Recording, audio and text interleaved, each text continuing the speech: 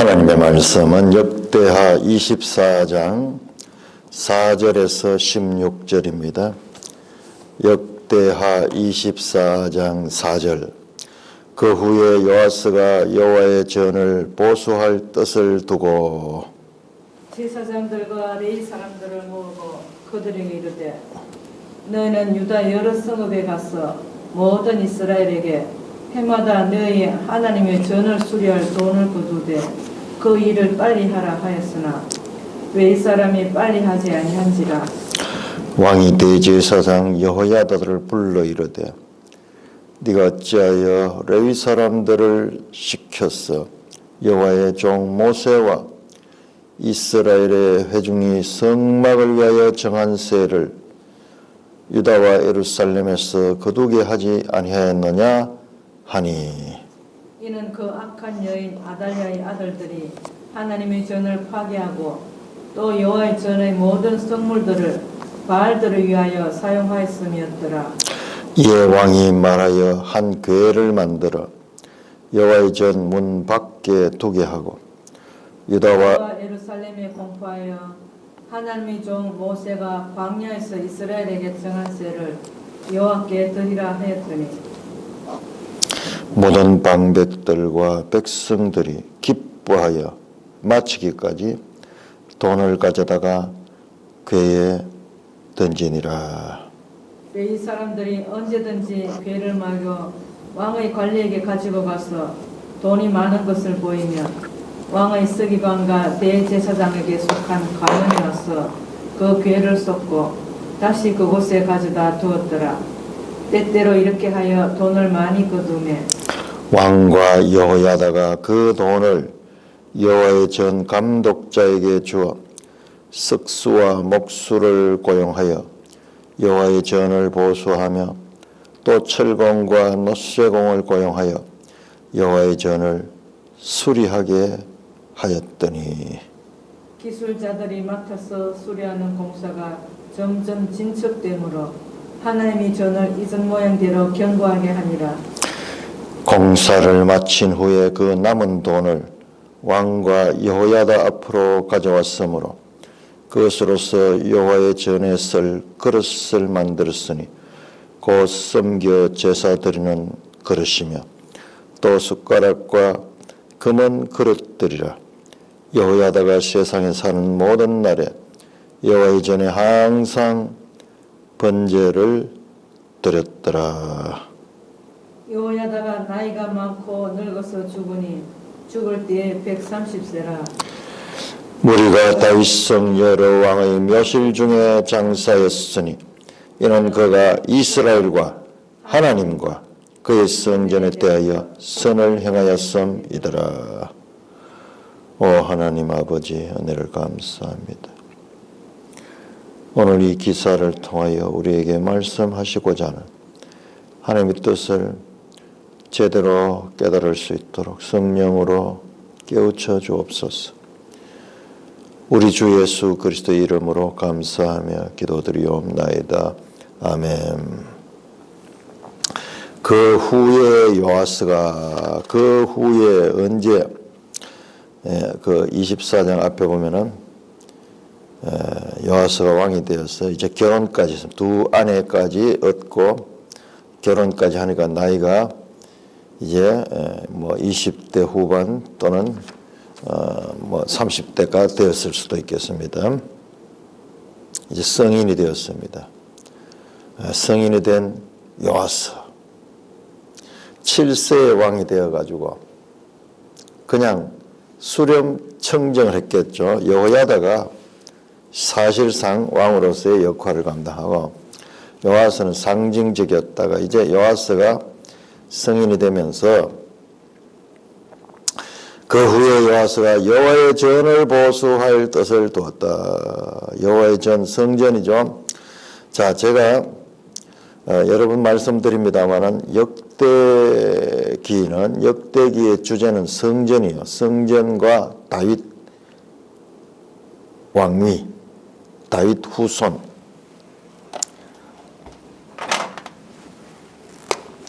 이걸 합쳐서 다윗 언약. 다윗 언약은 왕위 보존,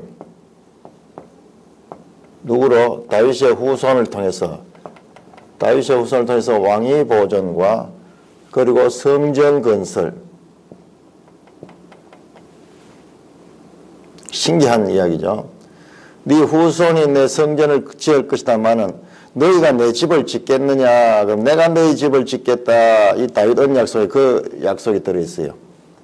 그게 정말 그 어려운 이야기예요. 그 말씀은 우리 여기서는 못 깨닫습니다. 신약에 가서 깨달으시는 정도예요.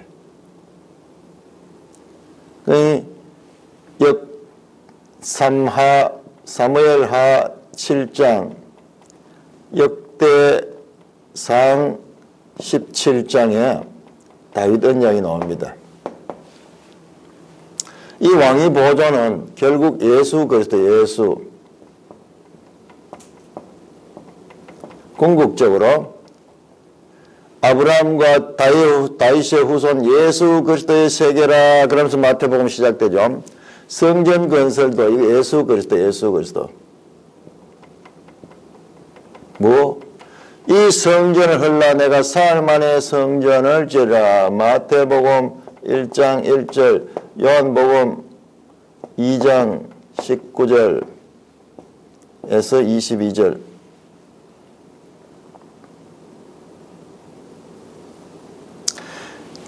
그러니까는 이 역대기는 구약의 마지막 책입니다. 우리 읽잖아요. 구약의 마지막 책 역대기는 히브리 성경 순서에서 구약의 마지막 책 역대기는 지금 어디라냐? 예수 그리스도를 향하여 손을 뻗치고 있는 거예요. 그래서 지금 역대기에 나오는 지금 요아스가 이제 다윗의 왕위를 이제 이어갔죠. 우리 앞에 제목이 보면요. 31자 역대하 31자 제목이 재건된 다윗 왕조가 끊어졌잖아요. 아달랴가 중간에 들어가지고 이제 다윗 왕조가 끊어지는데 그 끊어진 다윗 왕조가 다시 재건이 되고 그 다음에 성전을 다시 재건하는 거죠. 성전을 재건한다. 왕조만 무너진 것이 아니라 아달랴가 들어와서 성전도 다 파괴시키는 거죠. 건물은 남아있지만은 그 속에 모든 제도와 그리고 그것이 청결이 해야 될 것과 같은 상태가 된 거예요. 7절 보면요. 왜 성전을 보수했는가? 7절에 답이 나옵니다. 이는 그 악한 여인 아달랴의 아들들이 하나님의 전을 파괴하고 여호와의 전의 모든 성물들을 바알들을 위하여 사용했습니다. 그러니까 우리 아달랴만 나오는데 아달랴의 아들들. 그럼 여기서 아달랴의 아들들은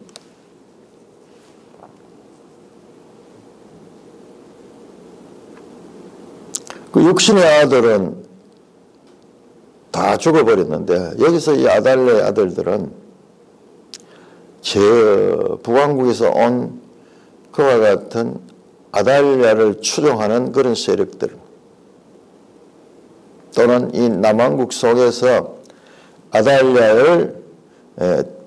아달랴가 자식처럼 생각하는 그 세력들.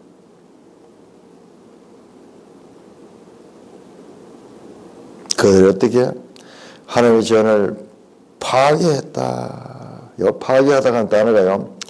페레측하는데 베레스 하는 그 말이에요. 우리말로 그 번역도 베레스 우사. 하나님이 쳤다, 우사를 쳤다 할 때 하나님의 전을 파괴하는 거예요. 여호와의 전의 모든 성물들을 바로해야 되죠. 하나님의 전, 여호와의 전, 성전 전부 다 이게 성전을 가리키는 말이죠. 이 요아스가 그 성전을 수리하는 거예요. 성전을 수리하는 거예요. 건물을 하나 지어놓으면 끝나는 것이 아니라 짓고는 계속 유지보수를 해야 되죠. 유지보수를 해야 됩니다. 자, 그렇게 요아스가 그 왕이 되어서 하나님의 전을 보수할 그런 생각을 가졌는데, 그런데 일이 진척되지 않은 거예요. 그래서 6절 왕이 대제사장 여호야다에게 왜 내 명령이 진척되지 않습니까? 모세의 법에 이 성전세가 있는데 그 세를 잘 거두지 않습니까? 그 명령을 내려도 그 명령이 잘 실행이 되지 않아요. 그래서 방법을 하나 만들었습니다. 방법을 만들었습니다. 8절입니다. 이에 왕이 말하여 한 궤를 만들어 여호와의 전문에 문 밖에 두게 하고 유다와 예루살렘에 공포하여 하나님의 종 모세가 광야에서 이스라엘에게 정한 세를 여호와께 드리라 하였더니 그때 그렇게 하니까는 많은 사람들이 즐거이 방백들과 백성들이 기뻐하여 마치기까지 돈을 가져다가 궤에 던지니라.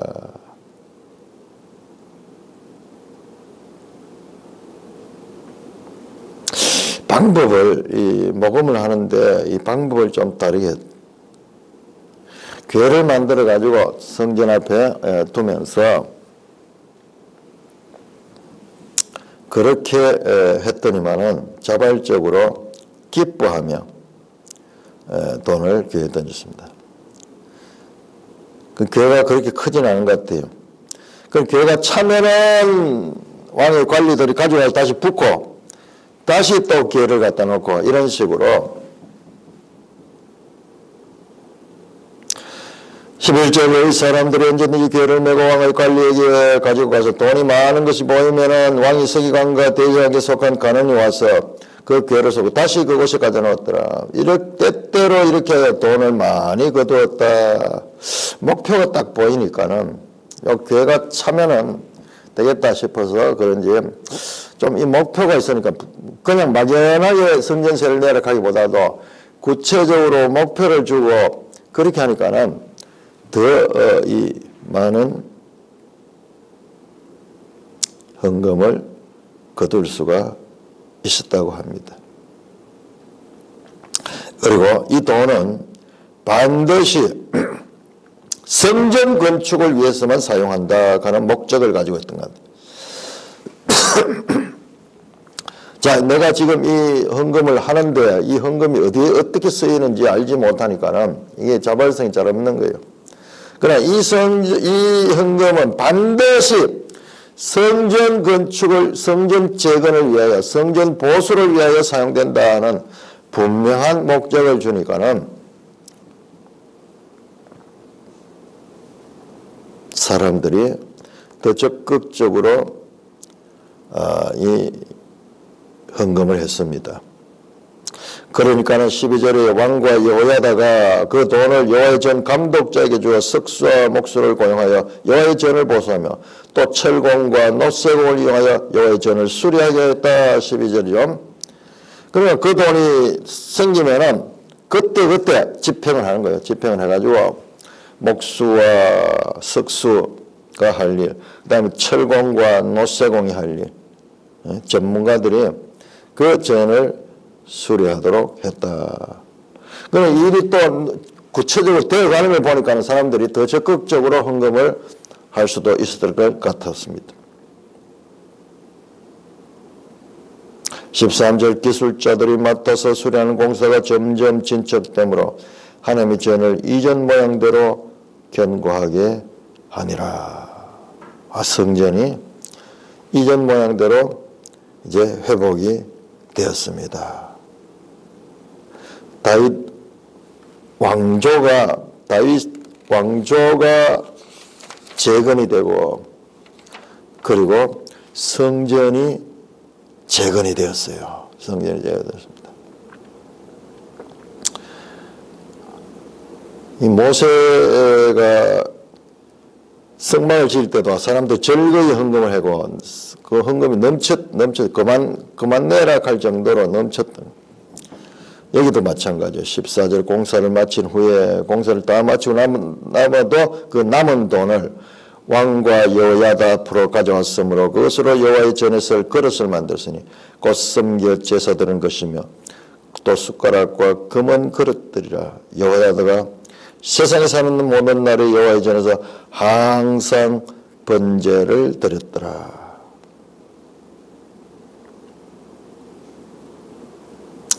자, 성전이 아달랴로 말미암아 더러워졌습니다.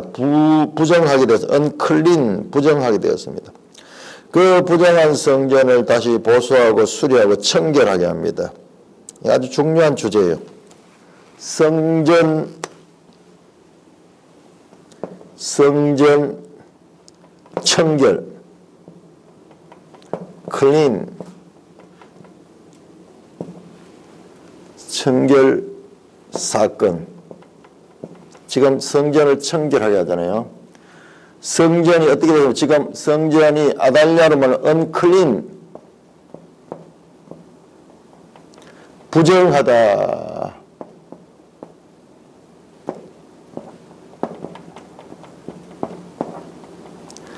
부정하게 됐다. 부정하게. 그러므로 이것을 깨끗하게 하는 것, 청결 사건. 이게 예수님의 사건에서 복음서에 다 나오는 사건이요. 복음서에 예수님이 마지막 성전에, 예루살렘 성전에 가서 장사꾼들을 쫓아내고 이 성전을 청결하는 사건이 나오는데, 지금 바로 이와 같은 이 사건이 가지는 궁극적인 가르침은 바로 예수 그리스도에 나와요. 예수 그리스도. 그 모든 것이 지금 예수 그리스도를 향하고 있다. 예수 그리스도를 향하고 있다. 예수 그리스도는 구약의 모형과 그림자로 나타난 것을 실제적으로 성취하시는 분이시다.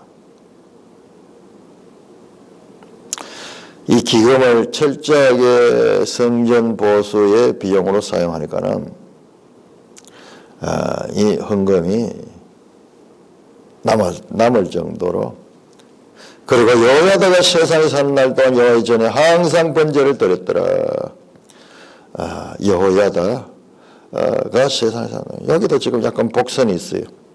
복선이 있습니다.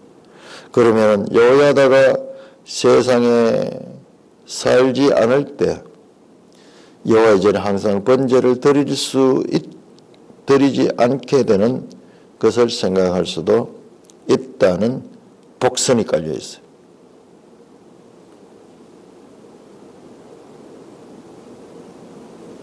여호야다의 영향력이 이 요아스 시대에 절대적이었던 것을 우리는 왕과 이 여호야다가 계속 나타나는 것을 통해서 알 수 있습니다.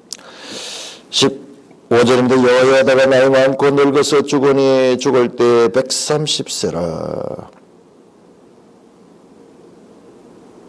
거의 유래를 찾아볼 수 없을 정도로 장수했어요.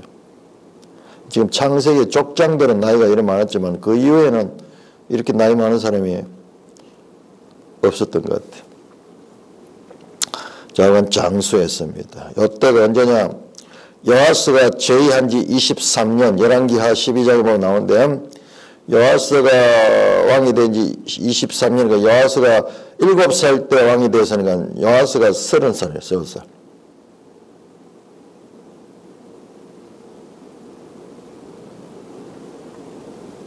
무리가 다윗성 여러 묘실 중에 장사하였으니, 여러 왕의 묘실 중에 장사했으니, 여호야다는 대제사장이었는데, 그 대제사장이지만 왕의 묘실에 장사되었다. 제사장이 왕으로 취급됐다. 왕 같은 제사장이었다. 왕 같은 제사장이고, 장수의 복과 왕의 묘실에 안장되는 영예를 누린 제사장이 되었습니다. 왕 같은 제사장. 이 전부 다 신약에서 나타나는 교회를 가리키고 있는 표현들입니다. 이는 왜 그가 왕의 묘실에 장사했나? 그가 이스라엘과 하나님과 하나님의 성전에 대하여 선을 행하였다.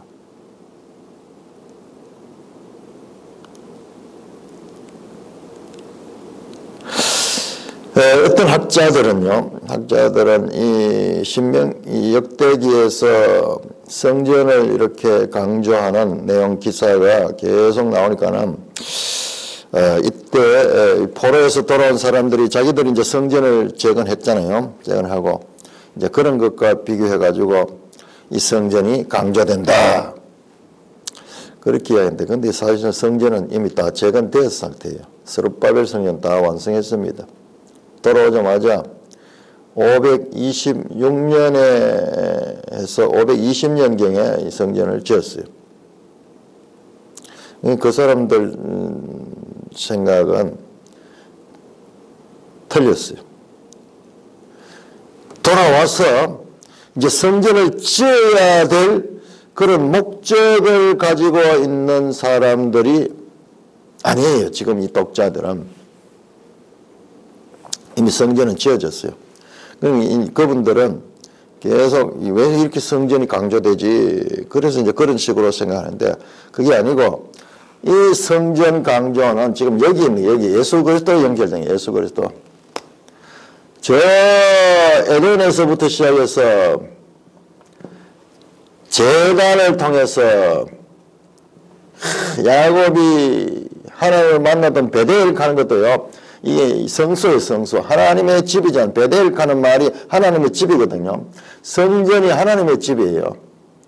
그러니까는 이 족장 시대의 제단들, 그리고 이 모세 시대의 성막, 그리고 솔로몬 시대의 성전, 지금 이 성전 시대 지금 여기에 이 성전, 그리고 스룹바벨 성전 같은 전부 건물 성전, 이건 하나 쳐고요.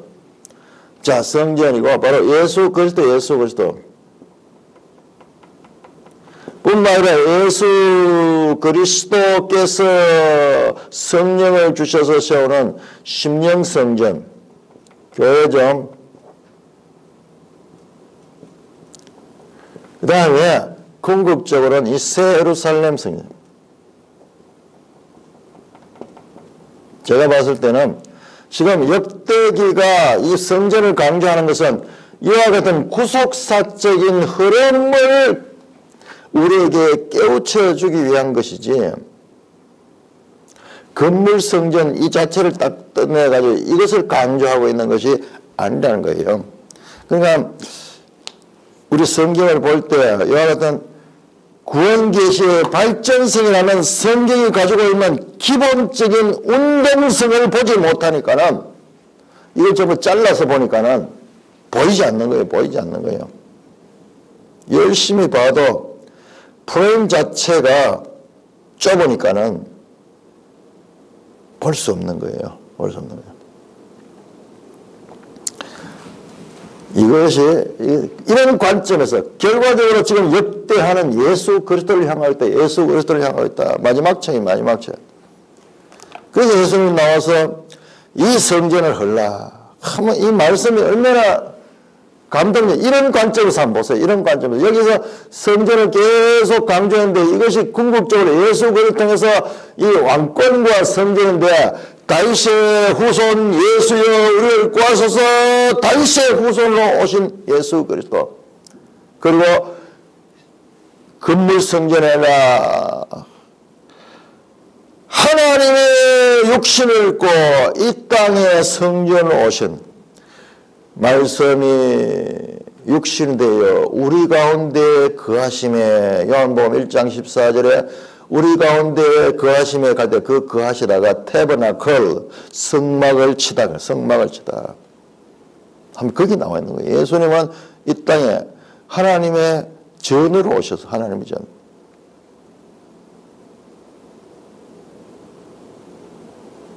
예수님 때부터는 건물 개념이 아니에요. 장소 개념이 아니에요. 인격 개념, 인격 개념. 그래서 예수 그리스도 세우는 성전, 바로 교회는 인격. 내면으로 들어오는 그와 같은 거죠. 자, 이렇게 지금 우리가 이것을 이런 식으로 보지 못하면, 야, 성전이 중요하구나, 그러면서 성전, 건물을 우상화하는 그와 같은 바리새인들이 그렇게 됐죠. 바리새인들이 그런 식으로 가버렸죠. 궁극적으로 이 성전이 가르치고자 하는 것을 보지 못하고 건물 성전에 집중하면서 그러니까 신약에 들어와서 예수님이 성전에 대해서 가르치고 예수님 별명이 성전을 헐고 사흘 만에 짓는 자는 죽을 때 죄목도 그거지요. 성전 모독죄요. 스데반이 어떻습니까? 스데반이 와서 이걸 가르쳤잖아요. 이걸 가르쳤잖아요. 그러다가 죽임을 당하고 그러죠. 그것이 아니다 하는 거예요. 이 보는 관점이 바로 예수 그리스도를 향하여 있는데 이걸 보지 못하니까는 지금 구약 학자들 가운데서도 그런 주장을 하면서 신명기 역사관 그러면서 신명기에 나왔던 뭐 그걸 맞추기 위해서 하는 거다 그러면서 온갖 나름대로의 그런 이 주장들을 하고 있는데 그것이 마치 정설처럼 그렇게 알려지고 있는데 그거 아니에요. 그들이 뭐가 없느냐 이걸 못 보니까는 그런 식으로 보는 거예요.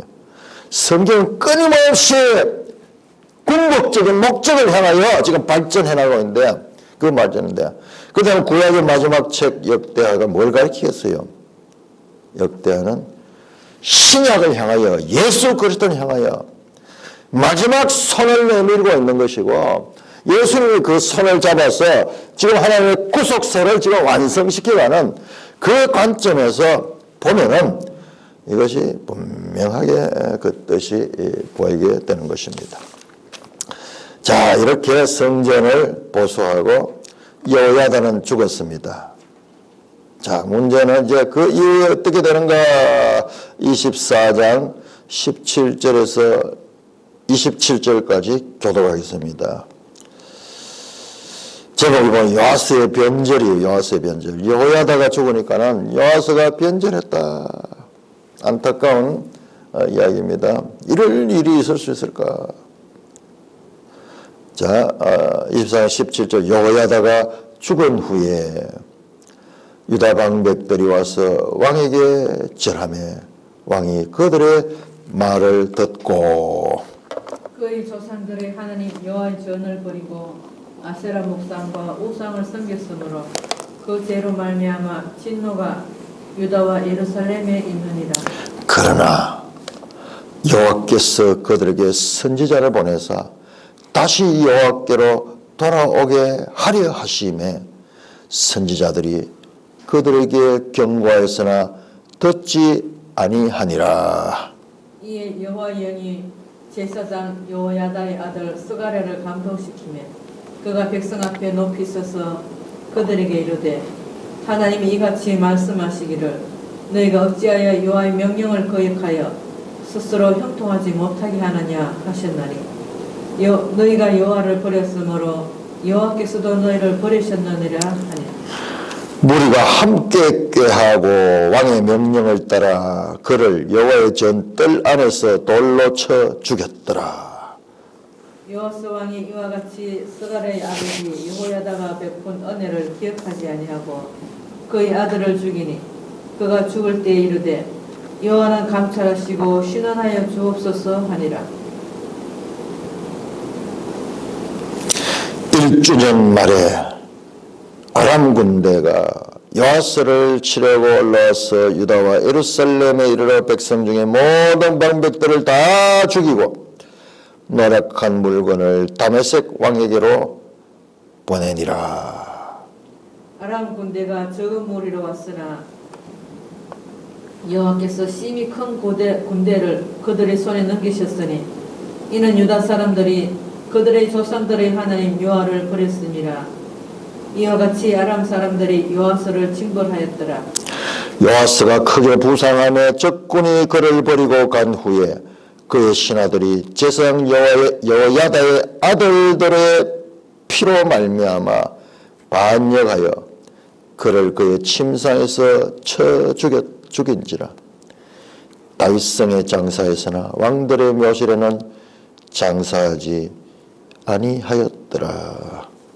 반역한 자들은 암몬 여인 시므아스의 아들 사박과 모압 여인 시므리스의 아들 여호사밧이더라. 요아스의 아들들의 사적과 요아스가 중대한 경책을 받은 것과 하나님의 전을 보수한 사적은 다 열왕기 주석에 기록되니라. 그의 아들 아마시아가 대신하여 왕이 되니라. 17절입니다. 여호야다가 죽은 후에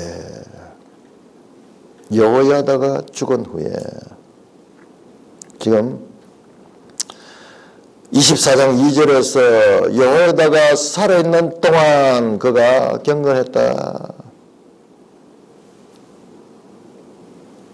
여호야다가 있을 때는 항상 번제를 드렸더라.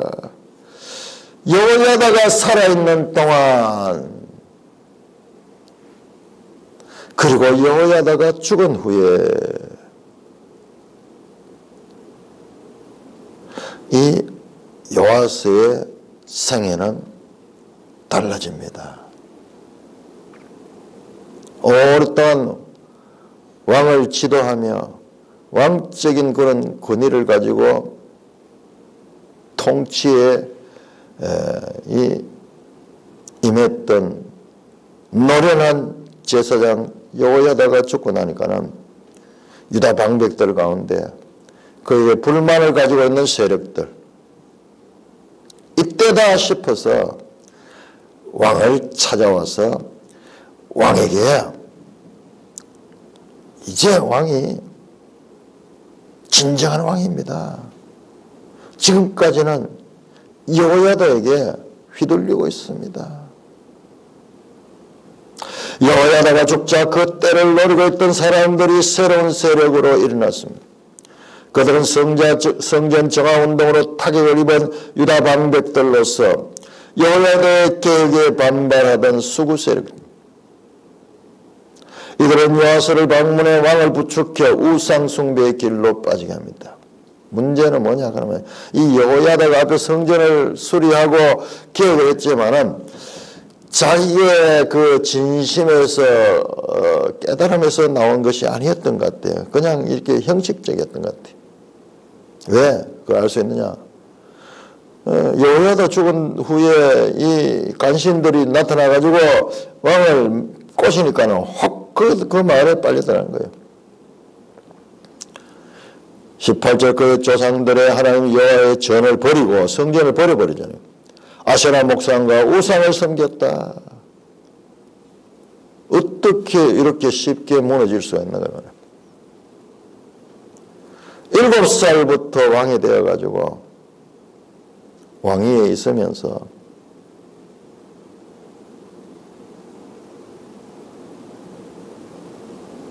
너무나 쉽게 무너지고 있습니다. 요아스 시대의 여호야다 때문에 숨죽여 있던 반개혁 세력들이 다시 수면 위로 올라왔습니다. 그래야 여호야다가 이룬 계획을 숲으로 만드는 역사가 지금 등장하고 있습니다. 다시 우상 숭배로 돌아왔어요. 성전을 그렇게 보수하고 성전을 수리하면서 이 칭찬받았던 이 요아스가 어떻게 여호와의 전을 버릴 수 있는 거예요? 요아스는 자신이 행한 종교개혁에 반대되는 행동을 서슴지 않는 것을 볼 때 여호야다에 의해 자신의 생각이 지배당했던 것이지 그의 바른 신앙에서 성전 수리를 하지 않았던 것입니다.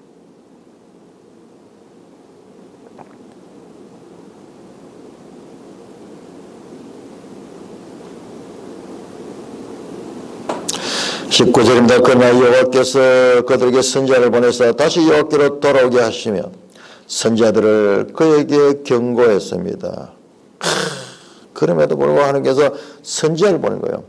자, 우리 이 역대기 왕들 이야기에서는요, 선지자들이 하나님의 말씀을 대언합니다. 이걸 알아야 돼요. 어떻게 그 뜻을 알 수 있냐? 아니요, 선지자가 직접 나타나서 직접 말하고요. 하나님 징계도 직접 나타납니다. 그리고 역대기는 흑백 논리가 분명합니다.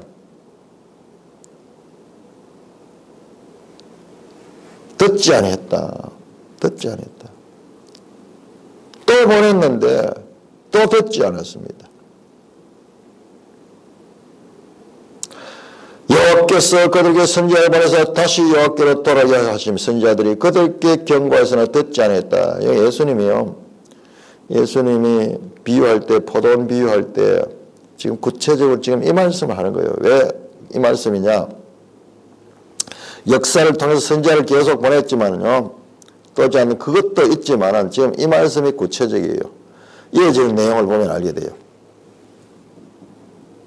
20절 이에 하나님의 영이 제사장 여호야다를 스가랴를 감동시켰다. 성령께서 죽은 여호야다의 아들 스가랴, 그러니까 이 제사장 제도는 세습 제도니까는 이 사람도 제사장이에요. 제사장 스가랴가. 그와 백성 앞에 높이서서 그들에게 말해 하나님이 같이 말씀해 너희가 어찌하여 여호와의 명령을 거여 스스로 형통하지 못하느냐. 하나님 성령의 감동으로 하나님의 말씀을 대언하여 선포했습니다. 그러므로 너희가 여호와를 버렸으므로 여호와께서 너희를 버리셨다. 하나님의 말씀을 과감없이 대언하니까는 무리가 함께 꾀하고 이 무리들 앞에 나왔던 그 여호야다를 우상 숭배를 이끌어갔던 유다 방백들이겠죠. 그리고 그들이 왕을 자기들의 편으로 끌어들여가지고 저런 놈을 죽여야 됩니다. 왕의 명령을 따라 여호와의 전뜰 안에서, 어디에서? 성전에서, 성전 안에서 돌로 쳐 죽였더라.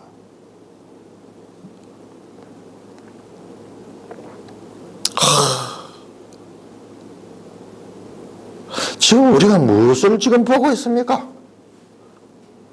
어찌 성경에 이런 내용들이 이어지고 있을까요? 무슨 성경이 이런 성경이 있어요? 이 성경이 아니라 악경이 악경. 세상에 어떤 책에도 이와 같은 악한 내용들이 이렇게 담담하게 기록될 수가 있을까요? 우리가 가지고 있는 성경에 대한 선입견들을 지금 버리고 성경을 제대로 알아야 돼요. 성경이 지금 우리에게 뭐야 좋은 말을 해가지고 이렇게 삼강오륜처럼 도덕적으로 윤리적으로 그리고 이 관념적으로 어떻게 살아야 될 것을 가르치는 책이 아니에요.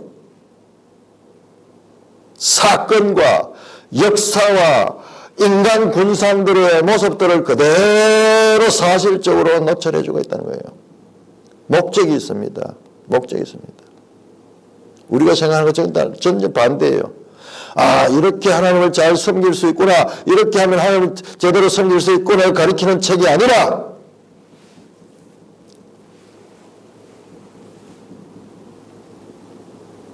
인간이 누구인가, 그 결과 사람으로 할 수 없구나를 가리키는 책이라는 말씀이에요. 세상에 사상 정반대되죠. 인간이 누군가, 인간의 한계를 보여주는 것입니다. 죄인됨을 보여주는 거예요. 신앙의 출발점은 사람으로 할 수 없음과 사람의 죄인됨을 고백하고, 그러므로 우리는 할 수 없으니까 하나님께 도움을 구하는 것이 신앙의 출발점이에요. 우리가 성경을 지금 다르게 생각하는 거예요. 마치 삼강오륜이나 무슨 공자 맹자 책처럼 좋은 삶의 지혜를 가르쳐주는 그런 책으로 생각하는데, 그런 내용도 일부 있지만은요, 지금 그보다 더 큰 스케일이에요. 인간 존재가 누군가를, 죄인이 어떤 모습으로 살아가는가를, 그들이 살기 위해서는 사람에게 기대를 해서는 안 된다는 것을 이렇게 훌륭한 사람도 갑자기 몰락하는 거예요. 몰락하는 거예요. 오직 예수 그리스도, 하나님의 아들 예수 그리스도가 아니면은 구원이 불가능하다는 것을 절감을 해야 되는 거예요. 우리가. 근데도 그 말씀을 그렇게 보지 않고 계속 어떻게 하면은 될 수 있겠구나, 어떻게 하면 될 수 있겠구나, 이걸 지금 찾으려고 그러니까는 우리가 이 성경을 대하는 핀트가 맞지 않는 거죠. 핀트가 맞지. 신약이 아니면 안 돼요. 신약, 새 언약이 아니면은. 하나님의 성령이 우리 가운데 들어오지 아니하면은, 하나님 말씀이 바르게 깨달아지지 않으면 안 된다는 것을 우리에게 가르쳐 줍니다. 사도 바울이 그 이야기를 한 거예요. 의인 없는 날이 하나도 없으며 다 치우쳐 죄를 향하고 있다. 율법이 육신이 연약하여 할 수 없는 것을 어떻게 하나님만이 할 수 있다니, 예수 그리스도를 통한 구원, 그걸 가르치는 거예요. 우리 앞에서도 봤죠. 여호사밧 기사, 아사 기사를 통해서 봤지만 우리가 이것을 철저하게 훈련해야 돼. 성경을 보는 시야를. 여호사밧도 되지 않았어요. 요하스도 이렇게 이 계획자로 성전을 보수했던 인물도 지금 이게 뭐예요? 이게 뭐예요? 이게 뭐예요? 겨우 꺼져가는 다윗 왕국의 그 왕위의 것을 재건하고 이 자리를 회복시켜 놨더니만은 지금 어떤 일이 나오고 있습니까? 다윗 후손이 선지자들을 죽여버려요. 선지자를 죽여버려요. 그것도 성전에서 무리를 동원해서 돌로 쳐서 죽이는 이런 일들이 일어나다. 배망덕한 요아스의 행동과 선지자 스가랴의 억울한 죽음은 예수님께서 말씀하시는 말씀에 마태복음 23장 35절과 누가복음 11장 51절 나옵니다. 예수님께서는 저 아벨로부터 시작해서 제단과 성전사리의 사가랴의 피까지 그 말씀을 하시면서 의로운 피가 신원하는 소리를 말씀합니다. 아벨의 피로부터 사가랴의 피, 이 사가랴가 스가랴입니다. 이게 헬라어로 번역되기 때문에 사가랴, 스가랴예요. 그러니까 아벨의 피는 뭡니까? 창세기 4장, 창세기부터 시작해서 쭉 이어오는 의로운 피들이 어떻게 마지막에 어떻게 사가랴까지 창세기에서 역대기까지 구약 성경을 지금 가리키는 구약 성경 전체를 포함하는 알파와 오메가인 거예요. 그 의로운 피.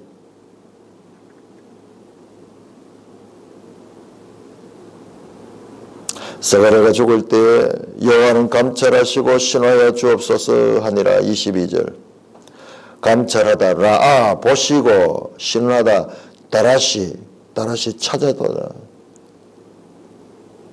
나를 이 억울함을 찾아주소서. 예수님께서 이 말씀을 그대로 인용을 하시고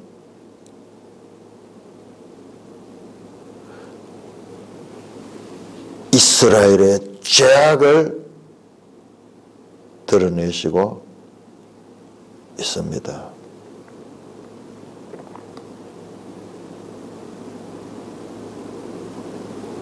여호야다는요, 아달랴를 죽일 때도 성전에서는 죽이지 못하게 했어요.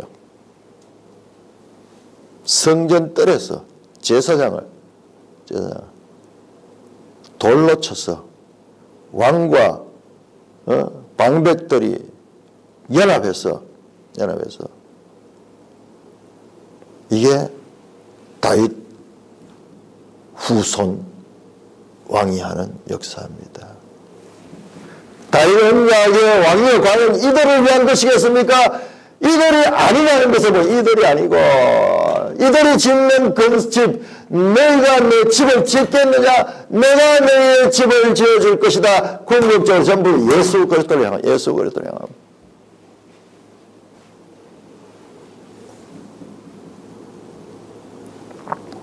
1주년 말에 23절입니다. 아람 군대가 요아스를 치러 올라왔어. 유다와 예루살렘 이를 백성 중에 모든 방백을 다 죽이고 날아간 물건을 담식 왕에게로 보내니라. 자, 지도 186쪽 보겠습니다.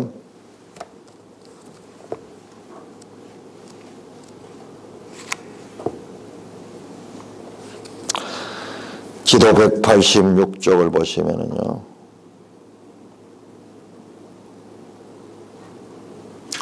이때 왕이 누구냐? 다메섹 왕이 누구냐? 거기에 보면은 르손, 다므림몬, 베나닷 1세, 베나닷 2세, 그 밑에 나오는 하사엘이 하사엘. 843년경에 왕위를 찬탈한 아람 역대 왕들 중에 가장 능력 있는 왕이에요. 지금 이때까지는요, 지금 아람이 지금 강대국으로 등장하고 있어요. 아람이. 아직까지 아수르가 지금 안 등장하고 있어요. 아람에 하사엘이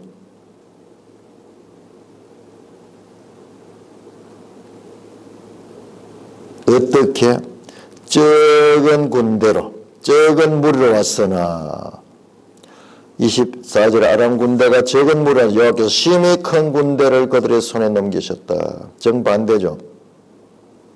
지금까지는요, 하나님이 하시면은 적은 군대를 가지고 큰 무리를 칠 수 있는데, 지금 앞에서 나오던 사례들이 전부 다 적군이 수가 배가 많았어요.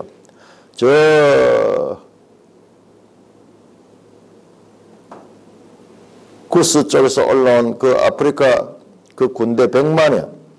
지금 유다 군대가 그 반수를 가지고도 싸움에서 이겼어요. 근데 정반대 지금.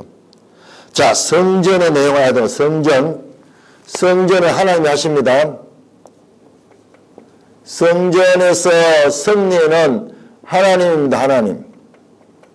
그런데 그 백성이 하나님의 말씀을 제대로 지키지 않으면 이 성전은 이 건물 성전이 아니고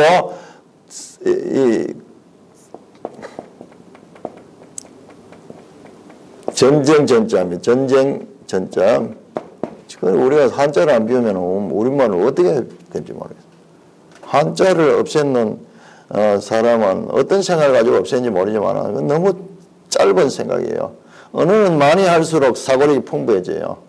저 외국의 경우에도 전부 이 라틴어를 배우고 라틴어는 그들의 영어의 뿌리가 되니까는 헬라어, 라틴어, 불어, 다 연결되는데 우리가 독립적이라고 해가지고 인류는 독립적인 적이 없어요. 나라도 항상 주변 나라들과 먼저 일어났다고 해가지고 좋고 나중에 나쁘고 그 개념도 아니에요.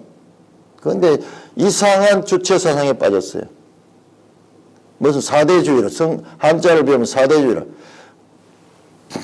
말도 안 되는 소리. 자, 이 성전은, 자, 보세요. 잘 보시면 성전의 하나님은 이스라엘의 편이 될 때도 있지만 반대가 됩니다. 반대.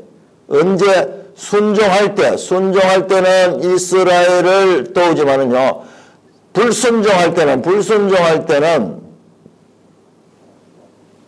오히려 이스라엘을 치십니다. 하나님이 이스라엘을 치십니다. 하나님은 인격적 하나님, 기계적, 그리고 주관적, 자기 백성들은 무조건 도와주시고 수호하는 수호신이 아닙니다. 하나님의 백성이 하나님을 버릴 때는 하나님께서 그 백성을 24절 나오죠. 24절 이는 유다 사람들이 그들의 조상 하나님 여호와를 버렸습니다. 이와 같이 아람 사람들이 요아스를 징벌하였더라. 요아스가 크게 부상하며 적군이 그를 버리고 간 후에 요아스가 전쟁에서 부상을 당했습니다. 그의 신하들이 제사장 여호와의 아들들의 피로 말미암아 반역하여 그를 그의 침상에서 죽였더라. 아람 군대가 와서 요아스가 행한 악행에 대한 하나님의 징계가 있었고, 그리고 그들이 떠난 후에도 신하들이 요아스의 악행, 제사장 스가랴를 죽였던 그 피로 말미암아 반역하여 그를 그의 침상에서 쳐 죽여서 다윗성에 장사했으나 왕들의 묘실은 장사하지 않았다. 요아스 사건 참 얼마나 드라마틱했습니까? 그 끊일 듯 꺼져가는 등불을 끄지 아니하시고 여호야다가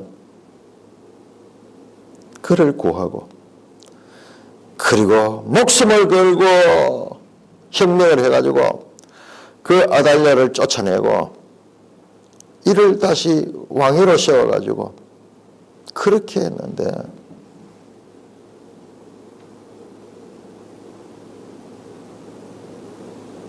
그 모든 은혜를 잃어버리고 22절에 보세요. 여호와서 여호와치 스가랴의 아버지 여호야다가 베푼 은혜를 기억하지 아니하고 그의 아들을 죽였다. 은혜 이게 헤세드예요. 스가랴의 아버지 여호야다가 베푼 은혜를 기억하지 않고 자기에 대한 그 은혜를 기억하지 않고 그의 아들을 죽였다. 그 결과 그는 다윗성의 장사에서는 왕들의 묘시는 장사하지 못하는 마지막을 보이고 있습니다. 반대로 여호사밧은 여호야다는 왕 제사장이지만은 왕들의 묘실에 장사대가 너무나 대조됩니다. 반역한 자들이 누구냐? 암몬인 시므아셀 사밧과 모압인 시므의 아들 여호사밧이라. 이 사람들의 이름을 기록하고 있습니다. 성경은. 스가랴를 죽인 데 대한 반감을 가진 계획적 성향의 부하들에 의해서 요아스는 암살을 당했습니다. 그런데 이들이요, 요아스를 죽인 것은 왕위를 찬탈하기 위한 게 아니에요.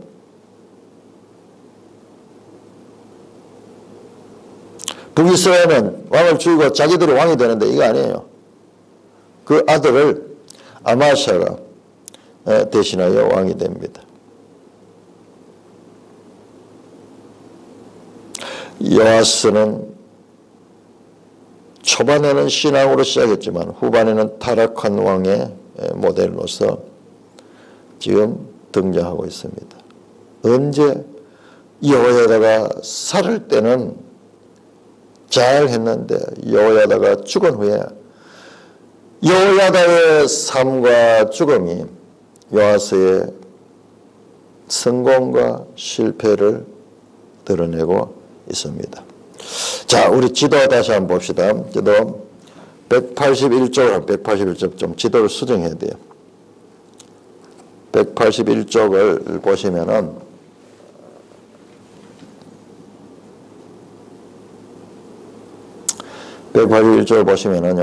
북이스라엘 왕조가 쭉 나오죠. 북이스라엘 왕조의 엘라, 나답, 두 번째 나답, 그 다음에 엘라, 그 다음에 예호람, 스가랴, 부헤기야, 베가 전부 그 앞에다 이 표시가 되어 있죠. 앞에 별표가 되어 있는 것은 암살된 왕들이요. 암살된 왕을 가리켰어요. 제가 전번에 강의를 하면서 북이스라엘 왕조는 이렇게 피해 악순환이 있는 그와 같은 이 폭력의 역사다 그렇게 이야기하는데 수정해야 되겠어요. 지금 이 보세요. 좌측 유다에는 아무도 없죠. 암살된 왕이 없죠. 아니에요. 아하시아도 북왕국에 의해서 죽었고요. 그 다음에 아달랴 암살당했죠.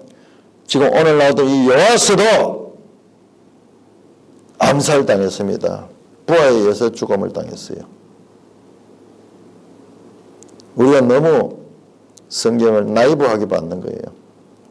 그 유다는 좀 나았고 북이스라엘만 나쁘다 이런 식으로 했는데 아니 똑같아요. 더 악해요. 더 악해요. 그리고 여기에도 피비린 나는 정통 왕위를 가지고 있음에도 불구하고 암살의 역사가 여기도 이어집니다.